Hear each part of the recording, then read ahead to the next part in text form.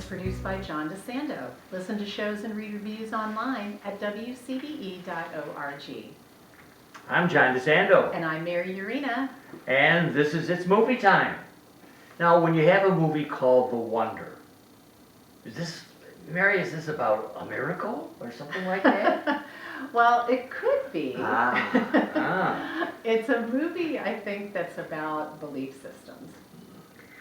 And you have a choice as the viewer of this story as it unfolds to decide which you believe. Yeah, and people would tend to think it's about religion, which it really is or isn't. I mean, it could be. It could be. It's actually focused on one particular character, Elizabeth, nicknamed Liv Wright, who plays a Nightingale nurse back in the 19th century. We actually catch up with her on a boat on her way to Ireland in 1862. This is post the Great Potato Famine. Oh, yes. And maybe 10 years away from it, but just feeling like it was yesterday. And still the repercussions of that, as well as the political repercussions of the Irish feeling that the British contributed to their misery with regards to the famine. Yes. And at that time, actually, there also were this phenomenon of fasting girls. Usually young preteen girls who would, by some miracle, be able to survive without food. And that is, in fact, why Liv is going to Ireland. She's been called in to observe a young girl who has survived, allegedly, without food for 4 months. And the town elders have come together to discuss whether or not it's a miracle or is something else going on, a hoax going on. Yes, and it reminds me of my youth, such occurrences as the Fatima and other places around the world where there were miracles going on. Mm-hmm. And always it was, do you believe it or don't you? Exactly. And so this just mirrors that. It does.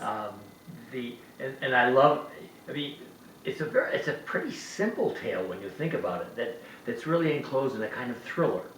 Yeah, it's definitely a psychological thriller. Yeah. You know, what's the bit with this kid? And does the town really want her to stop? No, because it's very modern. You know, because they're gaining from her notoriety. Yes, there are tourists coming to witness her, and oftentimes, as is demonstrated, they want to contribute because of it, similar to tithing or other forms. If you've ever traveled in Europe, if you want to light a candle at any of the chapels within the great Catholic cathedrals, you generally have to put a few euros in the box in order to light the candles. And this is similar. They have allegedly a box for the poor, but her family itself is poor.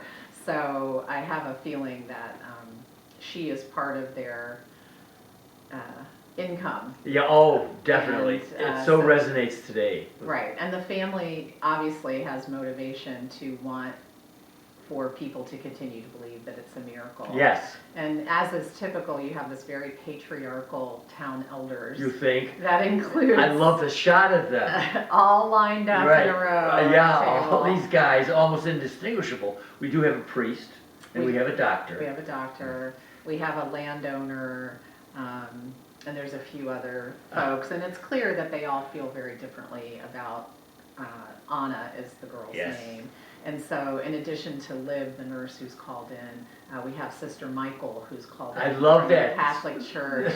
They get the religious and the secular. Exactly. And they are both supposed to observe Anna over a period of 2 weeks and not confer with each other. And both women. Yes. Which means to me, they're not going to care what they say anyway. Well, and we learn later on that, without giving anything away, that is indeed the case, that Liv's point of view based on her observations, she presents them early to the panel, and they basically refuse to believe her or stop the observations.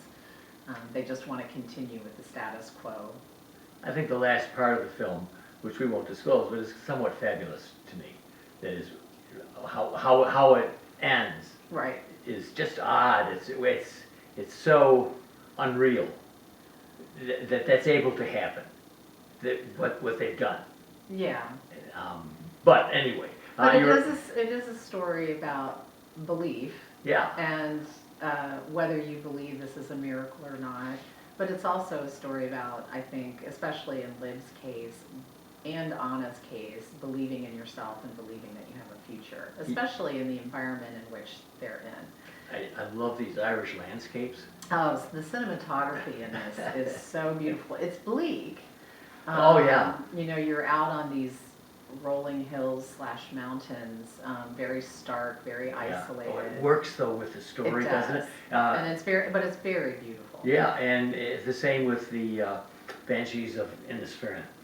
You want to see it. And it's a postcard to Ireland. Ireland. To Ireland, yeah, and it is just as you're describing it. It's so obviously unbeautiful, and yet it is beautiful. But sweeping, it's like sweeping vistas, and but it's used, I think, almost as a character in terms of the. Oh, I agree.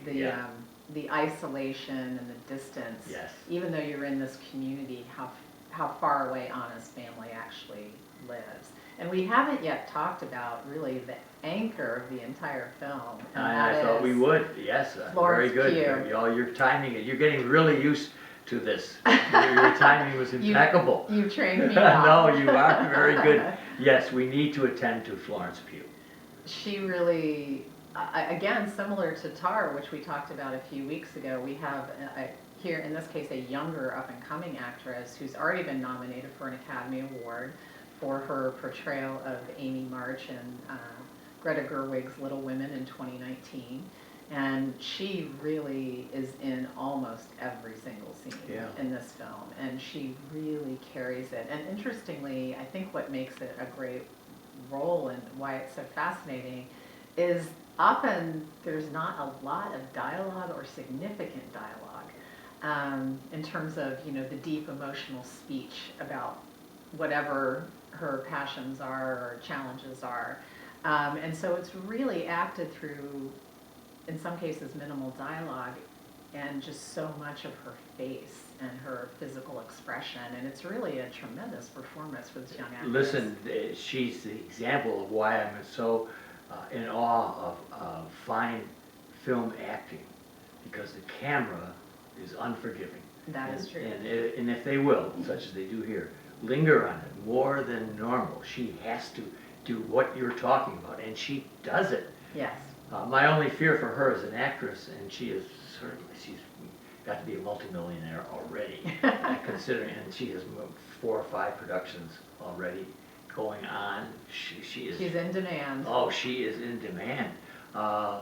Is that she continues this steely persona that, to me, and if I saw all of her roles, I probably wouldn't be saying this, but I don't want her to get into the same character, some form of the same character, which is the steely character that you were characterizing is necessary in this role.